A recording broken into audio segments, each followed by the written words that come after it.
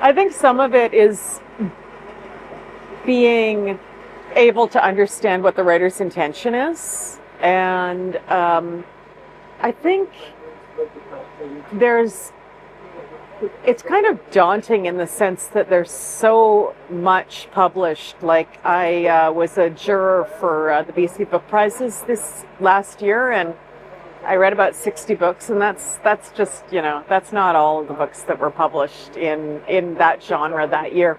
And so there's so many beautiful books, and to be able to spend time with a book is really interesting. And I just think reviewing is such an important part of the ecosystem, and a lot of it is getting lost. Like places like the Vancouver Sun are not paying for reviews anymore, so we're only going to get reviews of American books, right, that are over the wire services.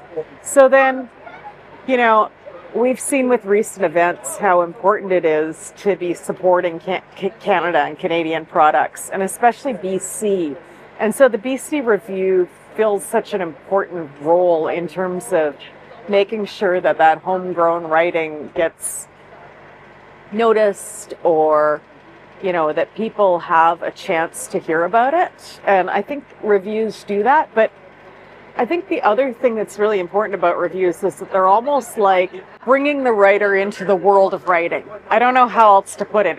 I put that a little awkwardly, but it's like the criticism is like, okay, you're in the club now, and here's what we do in the club, and here's what you did. And I just think that it's very legitimizing for a writer to get a review.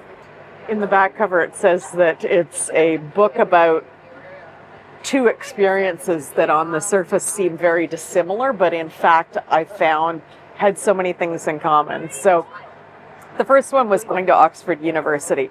I won a Rhodes Scholarship, which was kind of a big deal in Canada. I was the first out lesbian to win this scholarship.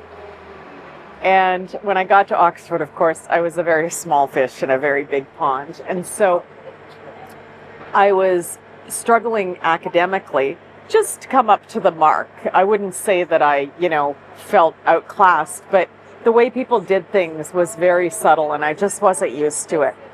And then on the other hand, I was going to London, and I was going to all these clubs, and I was meeting all these women and having all these sort of interesting experiences in the lesbian sadomasochistic community. And so you would think that on the one hand, this kind of life of the mind that I was trying to, be a part of, and on the other hand, this life of the body that I was also trying to be a part of were completely different things. But in fact, they were both so ritualized, so codified, and I didn't understand the codes of each one. There's nothing like rejection from your publisher to make you rethink your genre. So at first it was the novel, then it was the memoir, and then finally, in despair, after I'd been rejected a second time, I thought, maybe I should try poetry.